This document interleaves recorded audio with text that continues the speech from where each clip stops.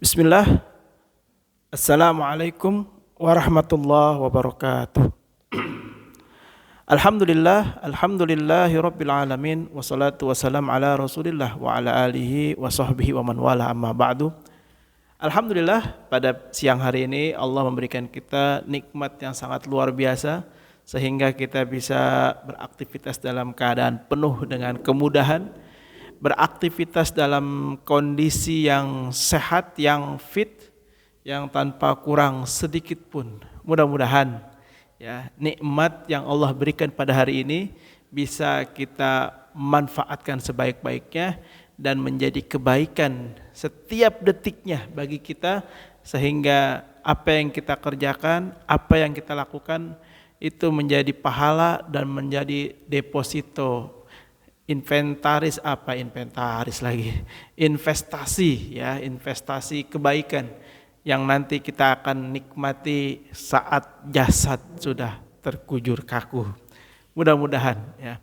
Selanjutnya, setelah kita memuji Allah atas karunia-Nya, kita jangan pernah lupa yakni bersolawat kepada Rasulullah Sallallahu Alaihi Wasallam. Mudah-mudahan kita digolongkan orang-orang yang gemar bersolawat, orang-orang yang istiqomah mengikuti sunnah-sunnah Rasulnya, sunnah-sunnah Rasulullah, sehingga kita diakui sebagai umat Rasulullah dan kita semua mendapatkan syafaat dari Rasulullah Sallallahu Alaihi Wasallam. Hari ini kita akan berbicara tentang nasihat. Nasihat ini diberikan oleh Rasulullah langsung kepada Abu Dzar Al-Ghifari. Ya. Dan hadis ini saya ambil dari kitab Nashaihul Ibad, yakni bab keempat hadisnya. Ya, nasihat makalah yang pertama dari bab 4 kitab Nashaihul Ibad. Saya akan bacakan terlebih dahulu teks aslinya ya, sehingga nanti kita bisa mengulas sedikit demi sedikit apa nasihat Rasulullah kepada Abu Dzar Al-Ghifari. Bismillah. Al-maqalatu ula ruwiya an Rasulillah sallallahu alaihi wasallam annahu qala li Abi Dzar Al-Ghifari radhiyallahu an, ya Aba Dzarrin jaddid safinatak fa inna bahra amikun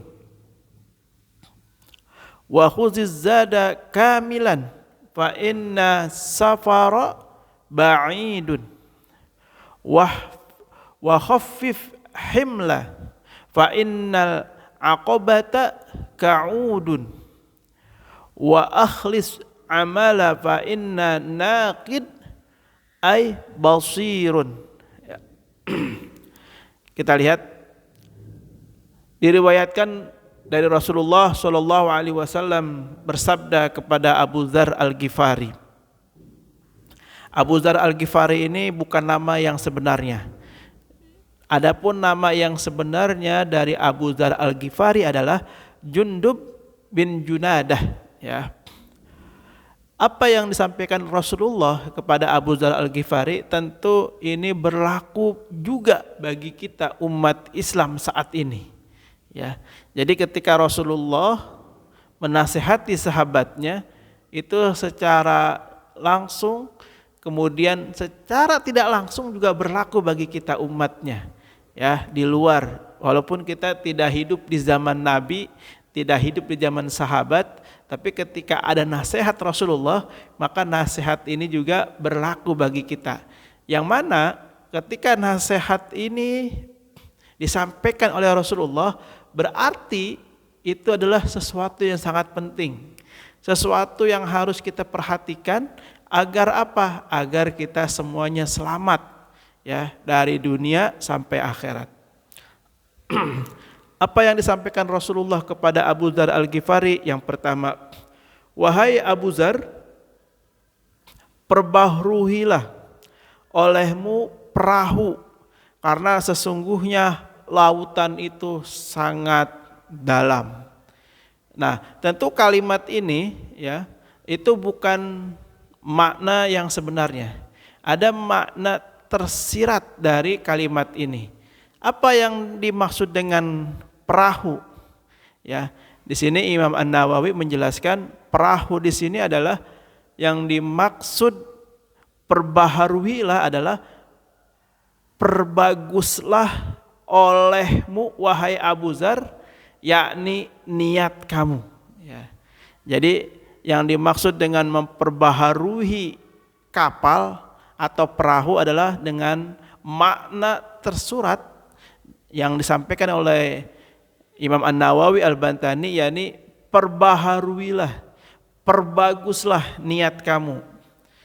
Kenapa harus memperbaiki niat?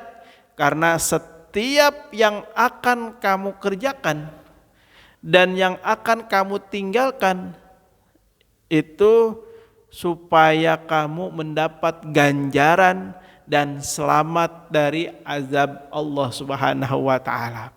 Nah, yang pertama itu niat. Kenapa niat itu begitu penting? Karena niat adalah asas dari setiap amal.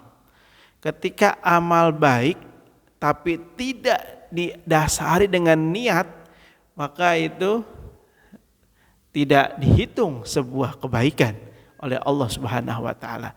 Oleh karena itu, di samping kita meniatkan sesuatu lillahi ta'ala, juga kita disuruh perbagus. Apa maksudnya perbagus? Dijaga niat itu. Jangan sampai masuk kata-kata istilah riya. Jangan sampai setelah kita berbuat dengan niat lillahi ta'ala, selang beberapa waktu kemudian kita muncul rasa riya, pengen dipuji, maka hilanglah semua yang kita lakukan itu. Ya. Itu yang pertama, perbaharuilah kapalmu, artinya perbaharuilah niatmu, jaga niatnya, jangan sampai melenceng. Yang kedua, huzizad kamilan fa inna safara ba'idun, ya. Persiapkan olehmu wahai Abu Dzar perbekalan yang sempurna, perbekalan yang cukup. Kenapa? Karena perjalanan ke depan itu sangat ba'id, sangat jauh. Maka sudah dikasih tahu oleh Rasulullah bahwa perjalanan ini jauh.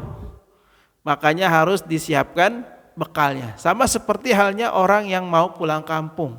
Sudah tahu dia mau pulang kampung, maka yang harus dilakukan oleh orang yang mau pulang kampung tentu yang utama adalah mempersiapkan bekal. Nah, ya. Terus yang selanjutnya yang dimaksud dengan perjalanan yang jauh itu adalah yakni perjalanan setelah kematian. Yang mana ketika masuk ya fase kematian itu, maka itulah perjalanan yang jauh dimulai. Kenapa? Karena ketika seseorang sudah masuk ke alam kubur, itu sudah melewati ya awal perjalanan akhirat. Sampai nanti masuk ke surganya Allah Subhanahu wa taala. Nah, tentu sebelum masuk surganya Allah ada proses, ada tahapan yang harus dilewati sesuai dengan kadar kebaikan yang dia lakukan. Itu yang kedua. Yang ketiga apa? Wa khaffif himla. Apa itu? Ringankan olehmu beban. Ya. Fa inna aqabata ka'udun. Sesungguhnya tanjakan itu sangat tajam, sangat sulit. Logikanya begini, ketika seseorang mau nanjak, entah itu nanjak tangga, entah itu naik gunung, maka orang yang sangat ringan, orang yang sangat mudah, yang sangat tidak capek adalah orang yang bawaannya itu tentu yang ringan. Nah, apa maksud kalimat ini? Lihat ya. Yang dimaksud dengan wa khaffif himla ya, yakni jangan tertipu dengan kesenangan-kesenangan dunia. Karena ketika kita banyak terlena dengan kenikmatan, kemewahan dunia, maka hisab kita itu semakin panjang. Ketahuilah, kalau diibaratkan tanjakan itu adalah akhirat, maka ketika kita banyak menikmati kenikmatan dunia di dunia ini, maka hakikatnya itu kita sedang membawa beban yang berat buat melewati akhirat itu, tanjakan itu, ya. Nauzubillah summa nauzubillah. Terus yang selanjutnya, wa akhlis amala fa inna naqid. Apa yang Nabi bilang kepada Abu Dzar? Wa akhlis, ikhlaskanlah al-amal, perbuatan itu, fa inna naqid, sesungguhnya ya, sesungguhnya ada zat yang maha meneliti atau ada zat yang maha melihat. Teman-teman sahabat yang melihat video ini, ketahuilah kenapa Rasulullah menyuruh Abu Dzar Al-Ghifari untuk memurnikan daripada amalnya. Kenapa? Karena al-amalu tanpa niat yang ikhlas karena Allah mardud, tertolak, ya.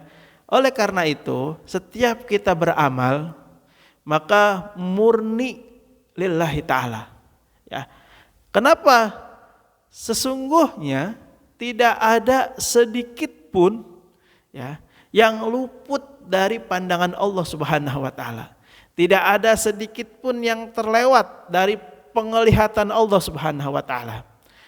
Makanya ada sebuah hadis yang berbeda. Di sana dikatakan ada ahli jihad, ada ulama, ada dermawan. Tiga-tiganya ini pede masuk surga. Terus sama malaikat ditahan. Kenapa nggak boleh masuk surga katanya? Padahal saya ini pejuang fisabilillah, kata yang jihad tadi, yang mati syahid tadi. Terus yang kedua, orang yang dermawan bilang, saya ini orang yang paling dermawan, selalu berbagi, selalu menolong orang. Nah, terus kata yang ulama, yang ustadz, yang kiai, saya ini selalu memberikan nasihat kepada orang-orang, selalu ceramah ke sana-sana, kemana-kemana gitu kan, selalu mengingatkan orang tentang kebaikan-kebaikan.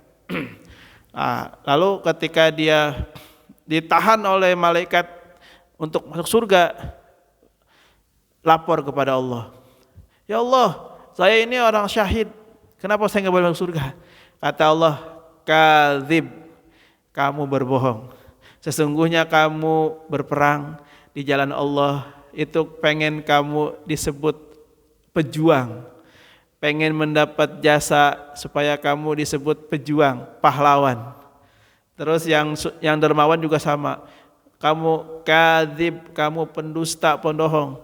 Karena kamu berbagi itu supaya kamu disebut orang yang dermawan, makanya ditahan sama Allah. Terus yang ulama, yang ustadz juga sama, karena kamu pengen disebut orang alim, orang yang berilmu, supaya kamu merasa punya jasa. Nah, artinya dari kisah hadis ini tentu menjadikan kita supaya lebih hati-hati, ya, jangan sampai kita tergelincir, ya. Nah, nasihat Abu Dzar Al-Ghifari yang diberikan oleh Rasulullah tentu ini menjadi pelajaran bagi kita semua. Agar apa? Agar kita lebih hati-hati dalam menjalani kehidupan ini. Ya, jangan sampai kita lengah, jangan sampai kita lalai, jangan sampai kita salah niat. Ya, jangan sampai kita terlena dengan dunia ini. Semakin banyak kenikmatan dunia yang kita nikmati, sampai kita lalai kepada Allah, lalai kepada perintah Allah, lalai kepada agama Allah, maka hisab kita akan semakin berat. Itu ya. Allahu a'lam bishawab. Mudah-mudahan bermanfaat. Hadanallahu wa iyyakum ajmain. Ya, mohon maaf jika ada yang salah. Mohon maaf jika ada yang tidak berkenan. Wassalamualaikum warahmatullahi wabarakatuh.